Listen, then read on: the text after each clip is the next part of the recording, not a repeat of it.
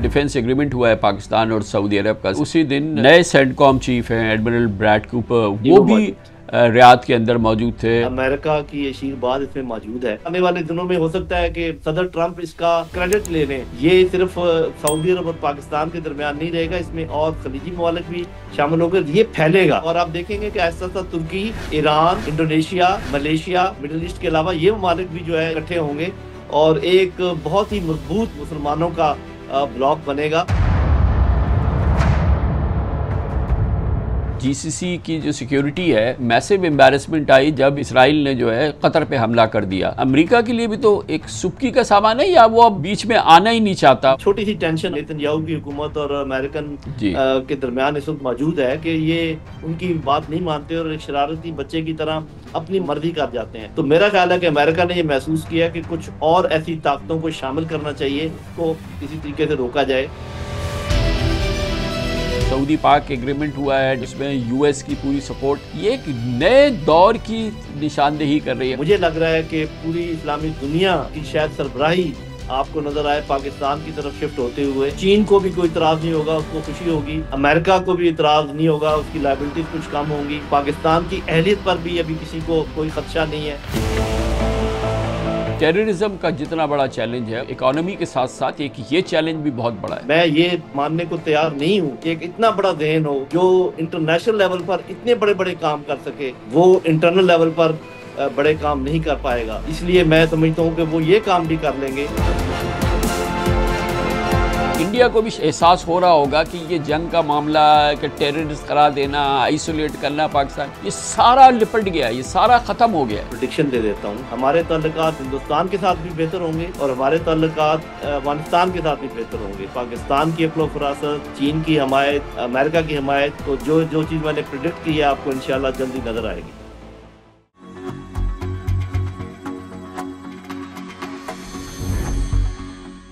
पाकिस्तान और अमेरिका हर गुजरते दिन एक नई डिप्लोमेटिक और स्ट्रेटेजिक डेप्थ यानी गहराई में आगे बढ़ रहे हैं। एक नए दौर का आगाज है। दोनों मुल्कों के ताल्लुकात में मुसलसल बेहतरी आ रही है, ऐसी बेहतरी जो हमने हालिया सालों में नहीं देखी। इस्लामाबाद और वाशिंगटन के बायलैटरल रिलेशंस एक नए अहद में दाखिल हो चुके हैं। प्रेसिडेंट ट्रंप की आज वजीर आजम शहबाज शरीफ से व्हाइट हाउस में मुलाकात शेड्यूल है। इत्तलात के मुताबिक फील्ड मार्शल आसिम मुनीर भी इस मौके पर मौजूद होंगे। 4 महीनों में उनकी दूसरी बार फील्ड मार्शल आसिम मुनीर से मुलाकात होगी। इन मुलाकातों का तसलसल ही है कि पाकिस्तान का मिडल ईस्ट में एक डिफेंस शील्ड के तौर पर नया रोल सामने आया है और अब इस नए रोल में अमेरिका की बैक चैनल सपोर्ट का तासुर भी सामने आ चुका है। जी हाँ, बहुत इंपॉर्टेंट है डेवलपमेंट जिसकी आम तौर पर तशरीह नहीं हुई। 17 सितंबर को रियाद में पाकिस्तान और सऊदी अरब के दरमियान तारीखी स्ट्रेटेजिक म्यूचुअल डिफेंस एग्रीमेंट हुआ। इसमें ऐलान किया गया कि किसी एक मुल्क पर हमला दोनों पर हमला समझा जाएगा। बज़ाहिर ये एग्रीमेंट मुस्लिम दुनिया की पहली न्यूक्लियर पावर यानी पाकिस्तान और मुस्लिम दुनिया की सबसे बड़ी इकोनॉमिक पावर यानी सऊदी अरब के दरमियान एक नया स्ट्रेटेजिक डिफेंस शिफ्ट है। मगर इसके पीछे अमेरिकन सेंटकॉम यानी कि सेंट्रल कमांड का किरदार न सिर्फ नुमाया बल्कि फैसला कुन दिखाई देता है। इस एग्रीमेंट के दिन यूएस सेंट्रल कमांड के chief admiral Brad Cooper Riyadh में मौजूद थे। ये बड़ी दिलचस्प बात है, उसी रोज सुबह उनकी सऊदी डिफेंस मिनिस्टर शहजादा खालिद बिन सलमान के साथ एक बहुत इंपॉर्टेंट मुलाकात हुई थी, मगर ये बहस इत्तफाकिया नहीं थी। ये इस बात की अलामत है, माहिरीन समझते हैं कि अमेरिका पाक सऊदी नए एग्रीमेंट को अपने लिए कोई खतरा नहीं समझता बल्कि एक मौका समझकर मैनेज करना चाहता है। यूएस सेंटकॉम चीफ की मौजूदगी ने इस एग्रीमेंट को एक तरह से अमेरिका की खामोश रजामंदी का इजहार करार दिया। ये बात समझने में ज़्यादा मुश्किल नहीं कि बरसों से अमेरिका पर दिफाई इन्हिसार करने वाला सऊदी अरब वाशिंगटन को एतमाद में लिए बगैर किसी इतने बड़े गैर अमरीकी मिलिट्री अलायंस में दाखिल नहीं हुआ और यकीनी तौर पे यूएस, सऊदी अरेबिया और पाकिस्तान इस मामले पर एक पेज पे थे। मगर इस पूरे बैकग्राउंड में सबसे अहम और पुरअसरार पहलू इसराइल का कतर पर मिसाइल हमला है। कतर जो अमरीकी मिलिट्री का सबसे बड़ा बैरून मुल्क फौजी अड्डा रखता है, सेंटकॉम का हेडक्वार्टर्स है रीजन में, एक लम्हे में खुद को गैर महफूज समझने लगा। इस इसराइली हमले ने अमेरिकी डिफेंस अम्ब्रेला छतरी जो कि गल्फ स्टेट्स को हासिल थी, उसकी खुदमुख्तारी की हिफाजत के तासुर को चकनाचूर कर दिया। इसके साथ ही एक नई डेवलपमेंट हुई कि पाकिस्तान की खित्ते में नई आन बान शान से एंट्री हुई। बार बार ये हकाइक सामने आ रहे हैं कि अमेरिका मुसलसल पाकिस्तान की पॉलिटिकल और डिप्लोमेटिक प्रेस्टीज में इजाफा कर रहा है या मुआविन साबित हो रहा है। बज़ाहिर ऐसा लगता है कि अमेरिका ग्लोबल पावर पॉलिटिक्स की बिसात एक नए सिरे से बचा रहा है, कम से कम इस रीजन में, और ख़ास तौर पे जैसे कि मैंने कहा इस रीजन में, मिडल ईस्ट में वो तमाशाई नहीं बल्कि मंसूबा साज दिखाई दे रहा है। पाकिस्तान की इसी दौरान दिफाई क़ुव्वत पर अमेरिकन एतमाद में इजाफा होता नजर आया है। वैसे भी पाकिस्तान और सऊदी अरब दोनों सेंटकॉम के ऑपरेशनल दायरे के अंदर हैं, लेकिन सीधी सीधी बात यह है कि पाक Saudi strategic mutual defence agreement की तैयारी और उस पर बाकायदा दस्तखत एक ऐसे माहौल में हुए जिसको अमेरिका की मुकम्मल रजामंदी हासिल थी। I have no doubts that it was the performance of Pakistan in Operation Sindoor that was one of the reasons why the Pakistan Army Chief Field Marshal Asim Munir was invited by President Trump to lunch in the White House on June 18th. Now you see, the problem of President Trump is that the Middle East is a highly volatile region and President Trump is not in control of America's foreign policy in this region at all. It is no secret that Israel runs America's foreign policy in Middle East, and therefore it is important for President Trump to stay ahead of the Israeli game. What that means is that whatever Israel does, Trump has to stay ahead of the game to see that if he has still to be recognized as a peacetime president, he should find a way out to diffuse the crisis created by Israel at the earliest. Ensure that it does not lead to an escalation into a full-fledged war or a big war. So in this context, I believe, amongst other things, that Trump would have spoken with Asim Munir. He would have got Asim Munir's assessment of Middle East and especially Iran, because there can be no better country to give the assessment on the Middle East and specifically Iran than the Pakistan top leadership. So he would have got that. And I also believe that that is what helped Trump in actually diffusing the problem or ending the war very quickly that Israel leached on Iran. So therefore, as far as Trump is concerned, he obviously would want assessment from the Pakistan leadership on a regular basis, and he simply cannot himself be talking with the Pakistan leadership on a regular basis. So the way out that Trump has found is that his close confidant, Sergei Gore, has been nominated to be America's ambassador in Delhi with an additional role of Special Envoy to South and Central Asia. Now in this capacity, Gore is at liberty. He is free to travel to Pakistan, meet up with their leadership and get their sense of what is happening in the Middle East and then convey that directly to his boss,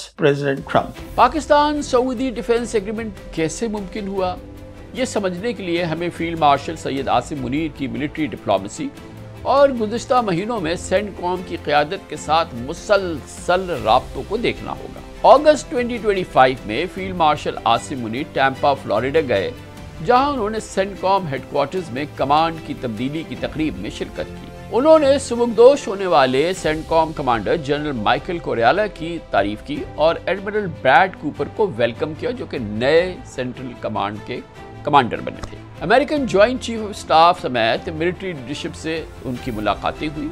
general Asim Munir इस मौके पर मौजूद थे। Field marshal Asim Munir का इस साल में America का ये पहला दौरा नहीं था। गुज़िश्ता 4 महीनों में 2 बार field marshal Syed Asim Munir Tampa, Florida में सेंटकॉम हेडक्वार्टर जा चुके हैं।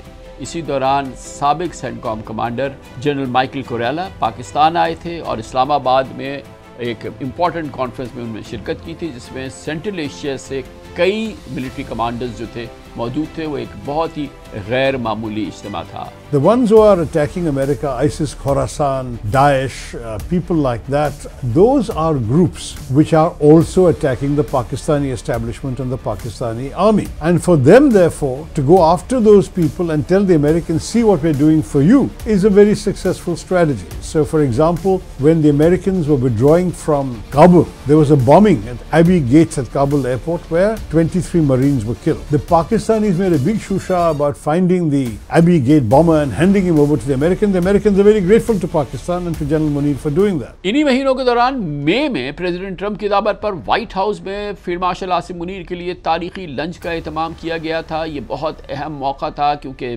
भारत से जंग के फ़ौरन बाद व्हाइट हाउस में प्रेसिडेंट ट्रंप की फील्ड मार्शल आसिम मुनीर के लिए मेज़बानी ये एक बहुत बड़ा गैर मामूली इज्तिमा था और एक गैर मामूली ओकेजन था।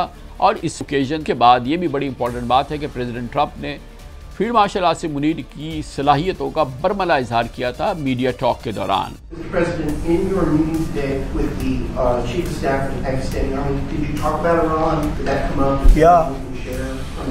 Well, they know Iran very well, better than most, and they're not happy about anything. It's not that they're bad with Israel. They know them both, actually, but they probably, maybe they know Iran better. But they see what's going on, and he agreed with me. The reason I had him here, I wanted to thank him for not going into the war, just ending the war. And I want to thank. You have a meeting today with the Pakistani Army Chief of Staff. What are you looking forward to achieving diplomatically? Well, I stopped a war between Pakistan. I love Pakistan. This man was extremely influential in stopping it from the Pakistan side. Modi from the India side and others.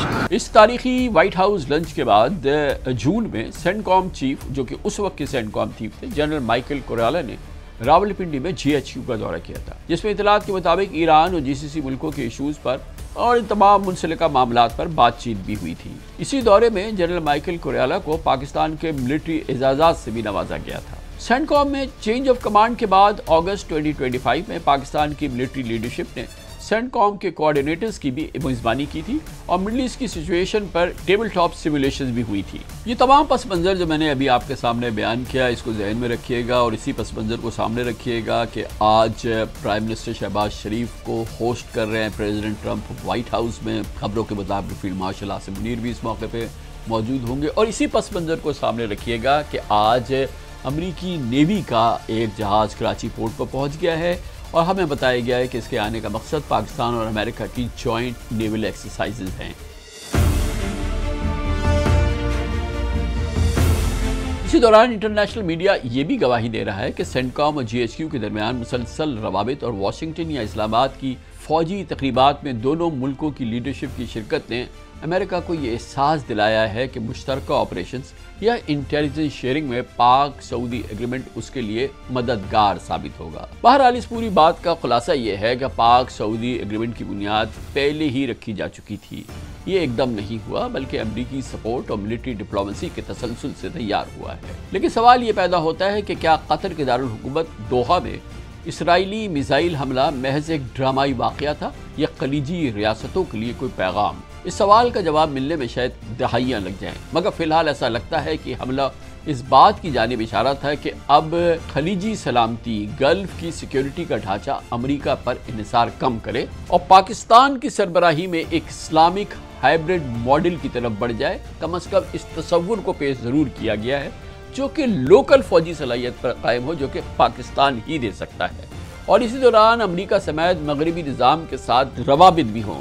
यहाँ एक गैर मुतवक्का बात है और वो ये कि Iran के सदर मसूद पज़ेश्कियान की जानिब से पाकिस्तान और सऊदी अरब के डिफेंस एग्रीमेंट को वेलकम किया गया है। ये कोई मामूली बात नहीं है। यूनाइटेड नेशंस में ईरान के सदर ने पाक सऊदी एग्रीमेंट की तारीफ की है, उसको सराहा है। Iran welcomes the defensive pact between the two brotherly Muslim countries, the Kingdom of Saudi Arabia and the Islamic Republic of Pakistan, as a beginning for a comprehensive regional security system with the cooperation of the Muslim states of West Asia in the political, security and defense domains. Tehran अब तक Saudi दिफाई सलाहियत में इजाफे को Persian gulf reason में balance of power में disruption के तौर पे देखता था, वो उसको वेलकम नहीं करता था। लेकिन अब बज़ाहिर ईरान भी इस्लामिक हाइब्रिड मॉडल में एक एक्टिव प्लेयर के तौर पे शामिल होने की ख्वाहिश रखता है। चाबहार से भारत की इस हफ्ते रुखसती ने ईरान को पहले से ज्यादा चौकन्ना कर दिया है। ये बात भी दिलचस्पी से खाली नहीं कि पाक सऊदी एग्रीमेंट के दिन 17 सितंबर को ही सऊदी डिफेंस मिनिस्टर शहजादा खालिद बिन सलमान ने ईरान के वजीर खारजा अब्बास अराक्ची को फोन किया था और उससे एक दिन पहले 16 सितंबर को उन्होंने रियाद में ईरान के national security adviser Ali Larijani से मुलाकात की तस्वीरें सोशल मीडिया पर पोस्ट की थी। यानी कि जब पाकिस्तान और सऊदी अरब के दरमियान ये गैर मामूली तारीखी दिफाई माहिदा हो रहा था, तो बज़ाहिर ऐसा लगता है कि सऊदी अरेबिया ईरान को मुसलसल लूप में रखा हुआ था। पाकिस्तान के सऊदी अरब से ताल्लुकात अपनी जगह, पाकिस्तान के ईरान से ताल्लुकात भी ख़ास तौर पे इसराइल की जंग और उसके पस मंज़र में बेहतरीन होते जा रहे हैं। इसलिए हमारा ख्याल ये है कि ईरान हर सूरत में इस मामले में लूप में था और इसीलिए वो इस माहिदे को जी भर के वेलकम कर रहा है। ये जाहिर होता है कि सऊदी अरब पाकिस्तान के साथ डिफेंस एग्रीमेंट को एग्रेसिव यूनिटी के बजाय प्रिकॉशनरी बैलेंस के तौर पे रीजन में पेश कर रहा है और इस्लामिक हाइब्रिड मॉडल के लिए ईरान से ताल्लुकात के नए दरवाजे खोल रहा है। दिलचस्प बात यह है कि भारत ने डिप्लोमेटिक लेवल पर यह याद दहानी कराना ज़रूरी समझी कि सऊदी अरब को इंडियन इंटरेस्ट का ख्याल रखना चाहिए। इस पस मंज़र में जब ये माहिदा हुआ, भारत के नुक्ते नज़र से ये एग्रीमेंट साउथ एशिया में ताकत के तवाज़ुन को, बैलेंस ऑफ पावर को बदल सकता है, क्योंकि सऊदी अरब को भारत की एनर्जी सप्लाई पर असरअंदाज होने का मौका मिल सकता है। सच बात यह है कि ईरान से भारत निकाला जा चुका है और सऊदी अरब से शायद वो खुद को निकलता देख रहा है। इसलिए भारत के इस पूरे माहौल में ऐसे जज्बात होना एक फितरी अमल है। अब तो इंडियन मीडिया भी पाकिस्तान की सिफारती कामयाबियों के गुण गा रहा है। जादू वो जो सर पे चढ़ के बोले, और ये पूरे इंडिया में बोल रहा है। गोदी मीडिया ने विदेश नीति को देखने का या दिखाने का तरीका ही बदल दिया है। प्रधानमंत्री नरेंद्र मोदी किसी देश की यात्रा पर निकलते नहीं कि यात्रा को सफल बता दिया जाता है, उन्हें विश्व गुरु कहा जाने लगता है। लेकिन अब दिख रहा है कि पिछले 3-4 महीनों में पाकिस्तान किस तरह से हर महफिल में स्थान पाता जा रहा है। पाकिस्तान की आर्थिक स्थिति नहीं बदली, वह भारत की तरह चौथी या 5वीं बड़ी आर्थिक शक्ति नहीं बना। इसके बाद भी ऐसा क्या हुआ कि पाकिस्तान हर जगह दिखाई देने लगा है। ट्रंप पाकिस्तान की सेना के प्रमुख के साथ लंच पर 2 घंटे बिताते हैं, पाकिस्तान के प्रधानमंत्री की तारीफ करते हैं, शंघाई कोऑपरेशन ऑर्गेनाइजेशन में पाकिस्तान को आतंकवाद से लड़ने की कमेटी का अध्यक्ष बनाया जाता है। क्या आपने इस पर प्रधानमंत्री नरेंद्र मोदी का कोई बयान देखा है? देखा हो तो बताइएगा। कोई तो है जो कंधे पर हाथ रखकर पाकिस्तान को अपना दोस्त बनाकर इस पार्टी से उस पार्टी में घुमा रहा है। एक तरह से कतर पर हमले के कारण पूरे इलाके में पाकिस्तान एक अनिवार्य सहयोगी के रूप में स्थापित हो गया। यहाँ मैं आपसे एक अहम बात शेयर करना जरूरी समझता हूँ कि अगरचे पाकिस्तान सऊदी एग्रीमेंट में न्यूक्लियर स्पेक्ट्रम का बराह रास्त जिक्र नहीं है, लेकिन इस हकीकत को नज़रअंदाज नहीं किया जा रहा कि पाकिस्तान मुस्लिम दुनिया की पहली और वाहिद एटॉमिक पावर है। पाकिस्तान की स्ट्रेंथ ही उसकी मिलिट्री पावर, न्यूक्लियर डेटरेंस है, जबकि पाकिस्तान और सऊदी अरब के ऑफिशियल्स इस एग्रीमेंट में तमाम मिलिट्री रिसोर्सेज में कोऑपरेशन का हवाला दे चुके हैं। न्यूक्लियर का नाम नहीं ले रहे, मगर मुकम्मल कोऑपरेशन की बात कर रहे हैं। गोया सऊदी अरब को गैर एलानिया सही लेकिन अमली तौर पर एक डेटरेंस की, न्यूक्लियर डेटरेंस की छतरी मिल गई है। आज के ऑन माई रेडार का इख्तिताम मैं इस तबसरे पे करूंगा कि पाक Saudi strategic mutual defence agreement इस बात की अलामत है कि अब पाकिस्तान मुस्लिम दुनिया में कर्ज या उधार पर तेल लेने के बजाय सिक्योरिटी का जामिन बन रहा है। गोया ये एग्रीमेंट इस नैरेटिव का भी ऐलान है कि इस्लामी दुनिया अब अपनी सिक्योरिटी के लिए खुद खड़ी हो रही है। पाकिस्तान सऊदी एग्रीमेंट मुस्तकबिल में, फ्यूचर में मिडल ईस्ट के स्ट्रेटेजिक नक्शे को बदल सकता है और शायद ये एग्रीमेंट पहली बार ये एहसास दिला रहा है कि मुस्लिम दुनिया की मिलिट्री और इकोनॉमिक पावर मिलकर ताकत का एक नया बैलेंस बना सकती है। अब मुसलमान मुल्कों के साथ जर्मनी, यूके, कनाडा जैसे वेस्टर्न पावर्स भी पैलेस्टाइन को तस्लीम कर रहे हैं, फ़लस्तीन को तस्लीम कर चुके हैं और इसराइल की मुखालफत बोल रहे हैं। ये दुरुस्त है कि दोहा में सेंटकॉम यानी अमरीकी मौजूदगी के बावजूद हमला हुआ, मगर ये हमला ही तो इस्लामिक हाइब्रिड मॉडल की बुनियाद बना रहा है। जबकि इससे भी ज़्यादा अहम बात यह है कि एग्रीमेंट के वक्त US CENTCOM chief admiral Brad Cooper Riyadh में थे। उनकी मौजूदगी ने इस एग्रीमेंट को अमेरिका की हिमायत और इस एग्रीमेंट की इंटरनेशनल एक्सेप्टेंस को सहारा दिया है। यानी ये कहना गलत नहीं होगा कि पाक Saudi strategic mutual defence agreement में अमेरिका की खामोश तायीद ने इसकी क्रेडिबिलिटी में और इसके वजन में इजाफा किया है। पाकिस्तान के लिए यकीनी तौर पे एक ये नया मौका है, नई पहचान है पूरी दुनिया में, और इस हवाले से पाकिस्तान और अमेरिका के ताल्लुकात में जो एक नया दौर शुरू हुआ है, एक नया एरा का आगाज़ हुआ है, जिसमें आज प्राइम मिनिस्टर शहबाज शरीफ की मुलाकात हो रही है प्रेसिडेंट ट्रंप के साथ। इन तमाम मौज़ूआत पे हम बात करने के लिए हमारे साथ मौजूद हैं साबिक सेक्रेटरी दिफा, पाक फ़ौज के साबिक core commander lieutenant general retired Naeem Khalid Lodhi साहब। बहुत बहुत शुक्रिया जल साहब, आपने हमें ज्वाइन किया है।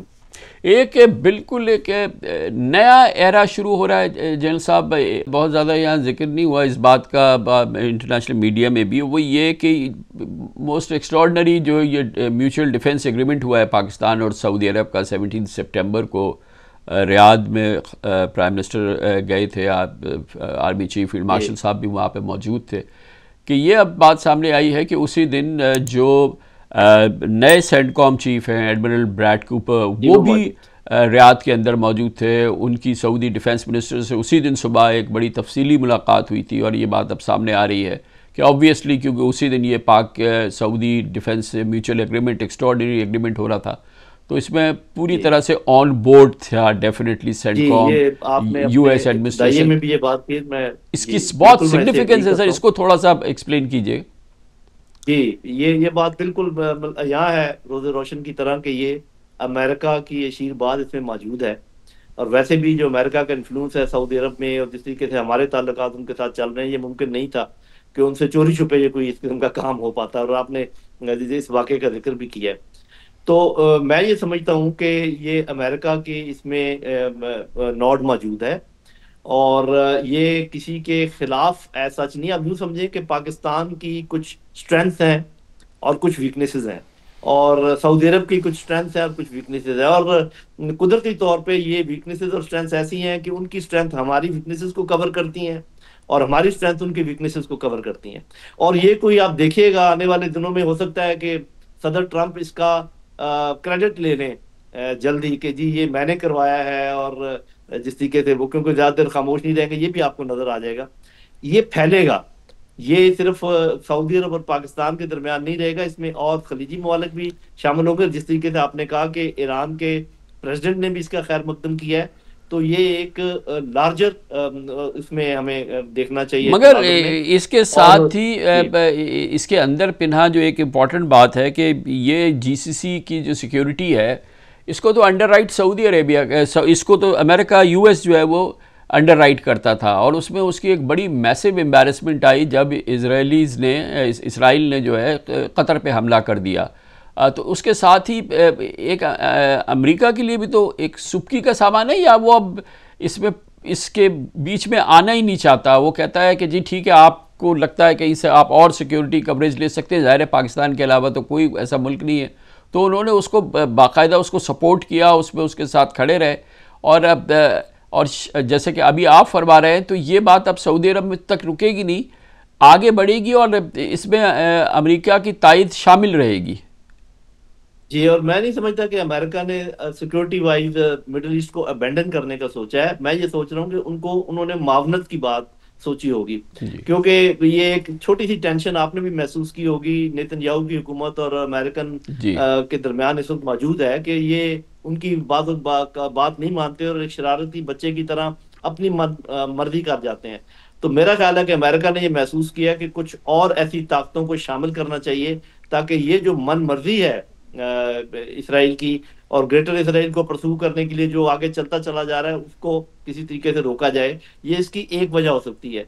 दूसरी बात मेरा ख्याल ये भी है कि जो सऊदी अरब का अपना, आपने देखा होगा कुछ अरसे से ये ट्रेंड था कि वो चाइना के साथ और रशिया के साथ भी अपने ताल्लुकात बढ़ा रहा था। उन्होंने भी अपने तमाम अंडे एक बास्केट में ना रखने का फैसला किया है। तो ये पाकिस्तान को उधर जाना आप यूं समझे कि चाइना के लिए भी तकवीत का बायस है, अमेरिका के भी जो ऑब्जेक्टिव्स हैं उनको, वो जो उनकी चपकलिश है इसराइल के साथ, उसको भी एड्रेस करता है।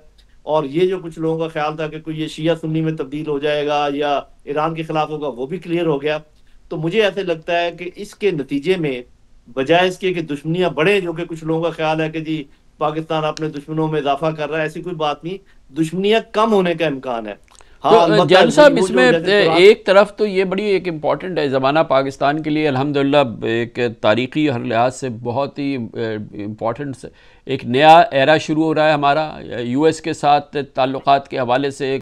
आज प्राइम मिनिस्टर की मीटिंग हो रही है प्रेसिडेंट ट्रंप के साथ। इससे पहले फील्ड मार्शल साहब की बड़ी एक एक्स्ट्रॉर्डनरी बिल्कुल हिस्टोरिक मीटिंग हुई थी प्रेसिडेंट ट्रंप के साथ। बहुत मजबूत उसकी हम मिसालें देख रहे हैं, ख़ास तौर पे अभी भारत के साथ जंग के माहौल के अंदर जिस तरह से यूएस ने एक बहुत ही क्रिटिकल इंडिपेंडेंट रोल किया और सारा जिसकी भारत में बहुत खलबली मची हुई है। दूसरी जानिब बड़ी इंपॉर्टेंट बात यह कि सऊदी अरब से इतना बहुत बड़ा इतना सिग्निफिकेंट हिस्टोरिक डिफेंस एग्रीमेंट हो और ईरान उसको वेलकम करे, उसकी तारीफ़ करे, ईरानियन प्रेसिडेंट यूनाइटेड नेशंस में उसको वेलकम करें। इसके अलावा एक और इसी से बात इंपॉर्टेंट है कि ईरानियन प्रेसिडेंट जंग के बाद, इसराइल की जंग के बाद सबसे पहले पाकिस्तान आए, पाकिस्तान का शुक्रिया अदा किया। इसी दौरान हम देख रहे हैं कि पाकिस्तान के प्राइम मिनिस्टर जो हैं वो बांग्लादेश में जो चीफ़ एग्जीक्यूटिव है उनके साथ यूनाइटेड नेशंस में मुलाकात कर रहे हैं। ये पूरा माहौल जो है जिसमें कि ये जो सऊदी पाक एग्रीमेंट हुआ है डिफेंस एग्रीमेंट, उसमें यूएस की पूरी सपोर्ट, ये एक नए दौर की निशानदेही कर रही है, ख़ास तौर पे साउथ एशिया में और हमारे पूरे रीजन के अंदर। जी बिल्कुल, जिसको टेक्टोनिक शिफ्ट्स कहते हैं ना, तो पॉलिटिकल स्ट्रेटेजिक लेवल के ऊपर ये टेक्टोनिक शिफ्ट्स हैं जो इस वक्त हो रही हैं और आप सही फरमा रहे हैं। अभी सिर्फ देखना ये है कि आने वाले दिनों में इनके खद-व-खाल और वाज़ेह होंगे। अभी तो ये इनिशियल आप समझें कि जैसे ब्रेकिंग होती है of the ice that has started, वो शुरू हुई है। इसमें कौन शामिल होगा, इसके अहदाफ क्या होंगे, इससे कौन से ममालिक जो है वो खाइफ होंगे, कौन से ममालिक इसकी पजीराई करेंगे, ये मेरा ख्याल है बाय नवंबर दिसंबर अगले 2-3 महीनों में चीज़ें बहुत क्लियर होने वाली हैं। इसी दौरान कुछ दौरे भी होंगे पाकिस्तान में, भी उनके सेक्रेटरी खारजा आएंगे, अमेरिका के और भी मामलात हैं। तो मेरा ख्याल है कि अल्लाह ताला के फजल करम से ना सिर्फ पाकिस्तान जो कि एक बहुत बड़ा उसको एजाज़ भी मिला है, किरदार मिला है, मुझे लग रहा है कि पूरी इस्लामी दुनिया की शायद सरबराही आपको नजर आए पाकिस्तान की तरफ शिफ्ट होते हुए, और बाकी लोगों की उसके साथ नॉर्ड के साथ चीन को भी कोई इतराज नहीं होगा, उसको खुशी होगी, अमेरिका को भी इतराज नहीं होगा, उसकी लायबिलिटीज कुछ कम होंगी, और पाकिस्तान की अहलियत पर भी अभी किसी को कोई खदशा नहीं है। तो मेरा अपना ख्याल है कि आप जैसा कि आपने फरमाया पाकिस्तान की अहलियत पर कोई खदशा नहीं है, बेशक पाकिस्तान की फ़ौजी अहलियत पे दुनिया को कोई शक नहीं है, लेकिन हार्ड पावर बनना, फ़ौजी ताकत बनना वो एक बहुत इम्पॉर्टेंट है किसी भी मुल्क की बका के लिए, सलामती के लिए। मगर बहरहाल आज के दौर में और सारे इससे पहले भी मेक और ब्रेक रोल तो इकानमी का है, लेकिन एक जो पाकिस्तान की जो माशी सूरत हाल है, जो इकनॉमिक इस वक्त सूरत हाल है जन साहब, वो उतनी ही ख़राब है जितनी फ़ौजी हमारी सूरत हाल बेहतर है और अच्छी है। तो जब आप लीडरशिप रोल की बात कर रहे हैं तो 3% से कम की जीडीपी ग्रोथ वाला मुल्क किसी ब्लॉक को लीड नहीं कर सकता। वो अपनी अपनी अपनी एग्जिस्टेंस के लिए उसको जो है अभी बड़ी जद्दोजहद करनी है, इकनॉमिक एग्जिस्टेंस के लिए। सर ये हार्ड पावर बन गए, फ़ौजी ताकत तो बन गए, लेकिन मईशत में अगर आप देखें तो बहुत बड़ा गैप है। कैसे हम इसको अब हम जो है वो हम इसको कैपिटलाइज करें सिचुएशन को कि हम कोई रीजनेबल इकोनॉमिक हमारी स्ट्रेंथ नज़र आए। जी देखें, बात यह है कि जब अल्लाह ताला किसी फर्द के ऊपर या किसी नेशन के ऊपर बड़ाई थोप देता है ना, जैसे हमारे ऊपर आ रही है, ठीक है, इसमें हमारी अपनी अहलियत भी है, तो खुद ब खुद जो लोग लीडरशिप रोल में हैं, और हम जानते हैं कि ज़्यादा लीडरशिप रोल किसका है, वो खुद ब खुद इस बात पर सोचने पे मजबूर होंगे कि मुकम्मल तौर पर एक मजबूत और मजबूत मुल्क बनाने के लिए हमें और क्या कुछ करना है। और उनको खासकर ये एहसास होगा कि जब इतने बड़े बड़े काम खारजा पॉलिसी की लेवल पे हो सकते हैं, डिप्लोमेसी में हो सकते हैं, फॉरेन पॉलिसी में हो सकते हैं, तो क्यों नहीं इस किस्म के काम अंदरूनी तौर पे हो सकते। देखें, अच्छी तरह हम जानते हैं कि अगर इंसाफ होगा मुल्क में तो अमन होगा, अमन होगा तो खुशहाली होगी। तो जब तक ये तीन इस सीक्वेंस में नहीं चलेंगे कि सबसे पहले आपका सियासी, मुआशी, माशरती इंसाफ, उसके बाद अंदरूनी तौर पे जो आपको पता है कि आजकल हमारे ऊपर टेररिस्ट और ये सारे लोग हमलावर हैं, उनके ऊपर असर होगा, यहाँ पर अमन आएगा। ये अमन आएगा तो उसके बाद खुशहाली बढ़ेगी। इसका कोई और तरीका नहीं है, इसका सीक्वेंस यही है जैसे मैंने आपको बताया है। तो मुझे यकीन है कि इतने बड़े दिमाग जब इतने बड़े बड़े काम बाहर के लेवल पे कर सकते हैं, तो वही बड़े दिमाग अंदरूनी तौर पे ही इतने ही बड़े काम कर सकते हैं। तो आप अल्लाह ताला पे भी भरोसा रखिए और इन जहनों पर भी भरोसा रखिए जिन्होंने ये काम किए हैं, कि वो जिसकी तरफ आपका इशारा है वो काम भी इंशाल्लाह हुआ ही चाहते हैं। लेकिन जनरल साहब, बहरहाल अंदरूनी चैलेंजेस भी पाकिस्तान के वो कोई मामूली नहीं है, वो कोई आम से चैलेंजेस नहीं हैं, बड़े सिवियर, बहुत ही सिवियर चैलेंजेस हैं हमारे।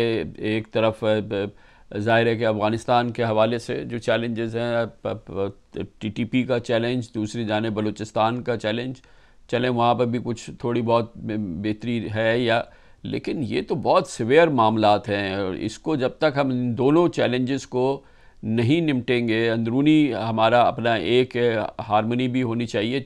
लेकिन बहरहाल ये जो टेररिज़म का जितना बड़ा चैलेंज है और जो अफ़गानिस्तान से जिस किस्म की हम नैरेटिव सुन रहे हैं, जिस तरह की बात सुन रहे हैं, ये एक बहुत मुश्किल सूरत हाल है। अभी जो है ये इकॉनमी के साथ साथ एक ये चैलेंज भी बहुत बड़ा है।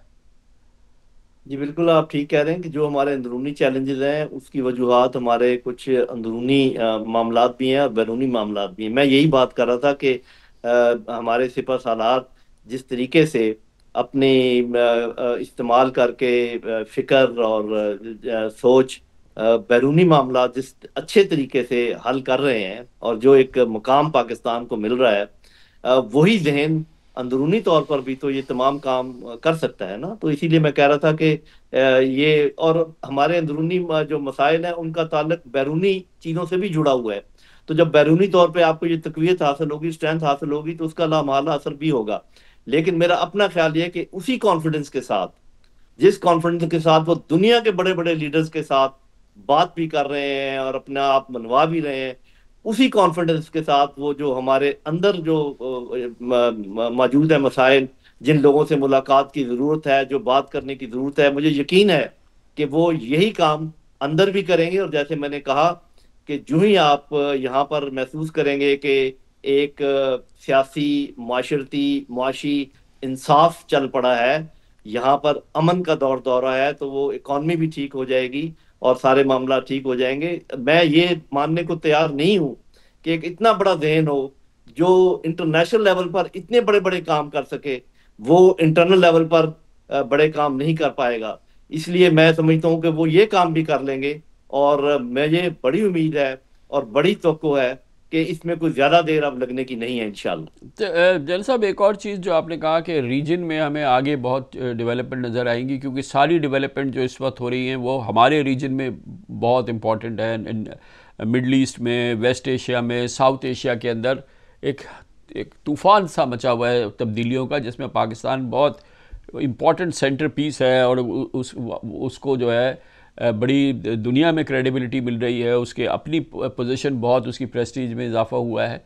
इसमें हमने देखा है कि यूएस का एक सेंट्रल रोल है और जब से मे कॉन्फ्लिक्ट हुआ है, प्रेसिडेंट ट्रंप बाकायदा न सिर्फ ये कि वो उन्होंने एक बड़ा रोल किया, इंडिया की बड़ी ख्वाहिश थी किसी सूरत से सीज़ फायर हो जाए, कि उन्होंने वो सीज़ फायर करा दिया, मगर इस दौरान वो कई बार कह चुके हैं कि इंडिया पाकिस्तान के दरमियान जो साउथ एशिया का एक रीजनल पीस है वो उसको भी वो चाहते थे कि वो हो जाए। और एक बार उन्होंने कहा कि भाई एक डिनर हो जाए जिसमें सब बैठ जाएं तो मैं उसको ठीक कर दूं। फिर कहा ये जा रहा है इंडिया में कि जब वो कनाडा से पहले आ गए थे वहाँ G20 समिट से, और उन्होंने जो मोदी थे उनसे कहा था कि आप वापसी में वाशिंगटन रुकें, तो मोदी का ख्याल ये था, जो इंडियन मीडिया में भी आया, कि शायद वो उस मौके पे, क्योंकि फील्ड मार्शल वहाँ थे, वो वहाँ पर ये था कि कहीं वो मुलाकात ना करा दे फील्ड मार्शल की मोदी के साथ। तो वो बड़ी ख्वाहिश है प्रेसिडेंट ट्रंप की कि वो एक ड्यूरेबल पीस की बात करें। और बहुत इंपॉर्टेंट बात यह है कि जब नए अमेरिकन एम्बेसडर की नॉमिनेशन हुई है दिल्ली के लिए, तो उनको उन्होंने ज्यूरिसडिक्शन साउथ एशिया की दी है कि वो उनके special envoy for south Asia भी होंगे। पहली बार हुआ है कि एम्बेसडर को जो अमेरिका में और उसको उन्होंने साउथ एशियन जिम्मेदारी भी दी है, सेंट्रल एशिया भी दी है। तो ये एक बड़ी ख्वाहिश मौजूद है अभी भी प्रेसिडेंट ट्रंप और दुनिया के अंदर कि मामलात जो हैं वो रीजन में भी पीस की तरफ जाएं। और इंडिया को भी एहसास हो रहा होगा कि ये जंग का मामला, कि टेररिस्ट करार देना, आइसोलेट करना पाकिस्तान, ये सारा लिपट गया, ये सारा ख़त्म हो गया है। मैं कामरान खान साहब आपके प्रोग्राम के वसातत से एक प्रेडिक्शन दे देता हूँ। वो ये है कि जो मामलात हुए हैं, जिस तरीके से पाकिस्तान वेस्ट के साथ भी ताल्लुकात अपने मजबूत कर लिए और ईस्ट के साथ पहले से ही हमारे मजबूत है, मैं चाइना की बात कर रहा हूँ, अब हिंदुस्तान को और बाकी ममालिक भी हैं जो पाकिस्तान के खिलाफ कोई बात दिल में रखते हैं या जहन में, उनको ये एहसास हो जाएगा कि अभी फ्यूटाइल है पाकिस्तान के खिलाफ सोचना या पाकिस्तान के खिलाफ कोई कार्रवाई करना। तो आप देखिएगा कि इसके नतीजे में हमारे ताल्लुकात हिंदुस्तान के साथ भी बेहतर होंगे और हमारे ताल्लुकात अफगानिस्तान के साथ भी बेहतर होंगे, क्योंकि जब उनको एहसास होगा कि सभी लोग इनके साथ हैं तो फिर उनको अपनी फ्यूटिलिटी का एहसास होगा कि जो उन्होंने अपना पॉलिसी बनाई हुई है।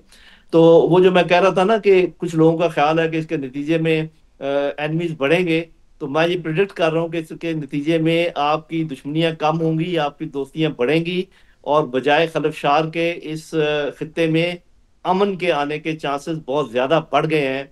और इसमें मेरा ख्याल है कि पाकिस्तान की लीडरशिप को बहुत बड़ा इसमें क्रेडिट जाता है। और साफ जाहिर है कि चीन जो कि खामोशी से अपना काम कर रहा है और अमेरिका जो कि बहुत बुलंद दावों के साथ अपना काम कर रहा है, इन तीनों को अगर आप मिला लें, पाकिस्तान की अक्ल फरासत, चीन की हमायत, अमेरिका की हमायत, तो जो चीज़ मैंने प्रिडिक्ट की है आपको इंशाल्लाह जल्दी नज़र आएगी।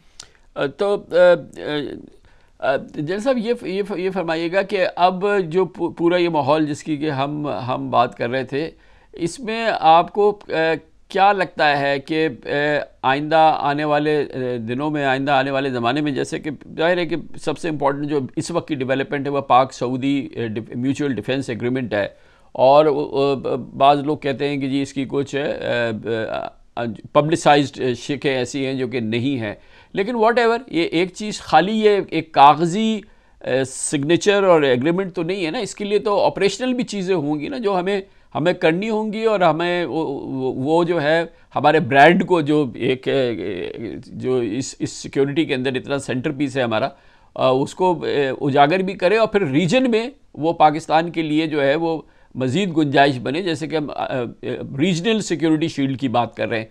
तो ये जो कागज़ी समझौता है, इसके ऑपरेशनल भी तो अब जुजियात होंगे ना जो कि ग्राउंड पे नज़र आएंगे। जी, पहली बात तो ये कि साफ ज़रा कुछ चीज़ें ऐसी हैं, लोग बात भी कर रहे हैं जो हमें मालूम नहीं होंगी, लेकिन हमें एक चीज़ तो मालूम है ना, इसमें जो एक शिक है जो बिल्कुल जिसको सरेआम कहा गया है कि एक मुल्क के ऊपर हमला, दोनों मुल्क के ऊपर हमला तस्वर किया जाएगा, तो ये एक ऐसी शिक है जो कि ऑल एनकम्पसिंग है, यानी कि बाकी चीज़ें खुद ब खुद इसके अंदर सेटल हो जाती हैं, जिसमें कहते हैं ना कि हाथी के पाँव में सबका पाँव। तो वो अभी बिल्कुल आप ठीक कह रहे हैं कि इसके नतीजे में बहुत कुछ होगा, कुछ फिजिकल एक्टिविटीज होंगी, कुछ इकोनॉमिक एक्टिविटीज होंगी, कुछ पॉलिटिकल एक्टिविटीज होंगी। तो ये जो पॉलिटिकल की बात हम कर रहे हैं वो तो हम ये कह रहे हैं कि ये एक्सपैंड होगा। जो इकोनॉमिक की बात कर रहे हैं वो आप देखेंगे कि ये एतमाद बढ़ेगा एक दूसरे के ऊपर, और जहाँ पर इन्वेस्टमेंट की जरूरत है वहाँ होगी, जहाँ पर टेक्नोलॉजी है वो टेक्नोलॉजी शिफ्ट होगी, टेक्नोलॉजी एक दूसरे के साथ शेयर होगी। और जहाँ तक मिलिट्री का ताल्लुक है वो आपने जिक्र भी किया, उसमें मैं एक बात कह दूं कि लोग ये बात बहुत सवाल करते हैं कि क्या ये न्यूक्लियर अम्ब्रेला होगा, वो एक्सटेंड होगा। भाई बात ये है कि जब ये कहा जाए कि एक के ऊपर हमला, दोनों के ऊपर हमला तस्वर किया जाएगा, जब हमारे ऊपर हमला होता है या हुआ है, ये नहीं कहा गया सर, ये भी कहा गया है कि पूरी फौजी कुव्वत के साथ जो भी हमारे पास या उनके पास मौजूद है एक दूसरे का दिफा करेंगे। बस मतलब इससे ऊपर क्या बात हो सकती है। देखिए हमारे ऊपर जब हमला किया इस दफा हिंदुस्तान ने, हम स्ट्रेट अवे न्यूक्लियर की बात तो नहीं करते ना, लेकिन वो हिंदुस्तान को मालूम है ना कि भी वो कहाँ तक वो जा सकता है और कहाँ पर उसको रुकना है। इसी तरीके से अब जितने भी ममालिक होंगे जिनके दिल में कोई ऐसी ख्वाहिश होगी मिडल ईस्ट के खिलाफ, पाकिस्तान के खिलाफ, उनको अभी मालूम होगा कि कौन सी चीज कहाँ तक जा सकती है। तो और ये भी आप तो अच्छी तरह जानते हैं, नाज़रीन भी अच्छी तरह जानते हैं कि इससे पहले पाकिस्तान ने तो ये प्लेज पहले भी किया हुआ था कि मक्का और मदीना की हिफाजत के लिए हम तन मन धन की बाजी लगा देंगे, और हमेशा से हम पहले हमारी फौजें भी उधर रही हैं मुख्तलिफ मौकों के ऊपर। तो ये कोई नई बात तो होगी नहीं, लेकिन जिस गहराई के साथ इसका अभी फैसला किया गया है, जिस तरीके से ऐलान किया गया है, जिस तरीके से सेलिब्रेट किया गया है, जो टाइमिंग्स हैं, ये सारी चीजें इस बात के गमाद हैं कि now this is going to bring a big change in the overall security environment, economic environment, political environment. ये कोई सिर्फ ये सिर्फ सिक्योरिटी का मुआहदा नहीं है। जैन साहब, आप जैसे माहिरीन हमें ये भी याद दिलाते रहते हैं कि ये पाकिस्तान को न्यूक्लियर डेटरेंस, वो तो एक अल्टीमेट डेटरेंस है, अवेलेबल हर जगह पे हर लिहाज से मौजूद है, और चाहे ये रिसेंट कॉन्फ्लिक्ट हो इंडिया के साथ या कोई और मामलात हों, पाकिस्तान की जो सलाहियत है वो कन्वेंशनल स्फेयर के अंदर, और दूसरी भी, और मुसलसल ये कोशिश कि न्यूक्लियर डेटरेंस के बगैर ही हम किसी भी एग्रेशन को रिपल्स कर सकें। तो हमें ये याद दिलाया गया कि ये रॉकेट फोर्स कमांड जो नई बनी है पाकिस्तान की, ये इसी रास्ते की वो है कि न्यूक्लियर की ज़रूरत ही नहीं है। उस अगर कन्वेंशनल स्फेयर भी हो तो पाकिस्तान भरपूर तरीके से, अब जो नई ये डेवलपमेंट्स हो रही हैं जैसे रॉकेट फोर्स कमांड वगैरह, हम और ज़ाहिर है जब हमारा सऊदी अरब के साथ एक हो गया ये सारा माहिदा, तो हमारी सलाहियत जो है वो न्यूक्लियर के अलावा भी बहुत काफ़ी है। जब हम देखें फुल स्पेक्ट्रम डिटरेंस की बात करते हैं तो फुल स्पेक्ट्रम का मतलब टोटल स्पेक्ट्रम है। अभी आप देखें ये जो मतभेद हुई है हिंदुस्तान के साथ, इसमें जो साइबर मैदान में हमारी कैपेबिलिटीज हैं, जो इंफॉर्मेशन में हमारी कैपेबिलिटीज हैं, जो सर्वेलेंस में हमारी कैपेबिलिटीज हैं, जहाज़ों के मिसाइलों के अलावा जिन जिन चीज़ों का हमने जिस तरीके से हमने इनको इंटीग्रेट करके इजहार किया है, तो बेसिकली पाकिस्तान की ठीक है मुआशी कमजोरी है, कुछ हमारी इंटरनल पोलिटिकल प्रॉब्लम्स हैं, लेकिन हमारी जो कुव्वत है वो सिर्फ न्यूक्लियर नहीं है।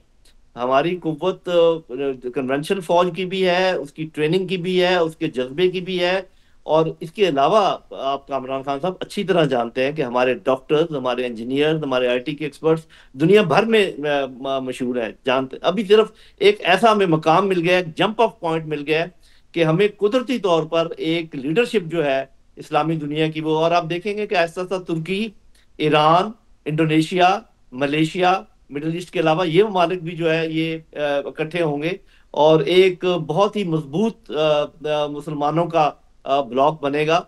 और ये किसी के साथ मुखासमत या किसी के साथ एनिमोसिटी की बुनियाद पर नहीं होगा, आपस में कोऑर्डिनेशन की बुनियाद पर होगा। लेकिन इसका खुद ब खुद असर ये होगा कि जो दुश्मन है उनके दिलों पर रोब तारी होगा, वो दुश्मन जो खुले दुश्मन है और वो दुश्मन जो हम नहीं जानते, जिनको अल्लाह जानता है।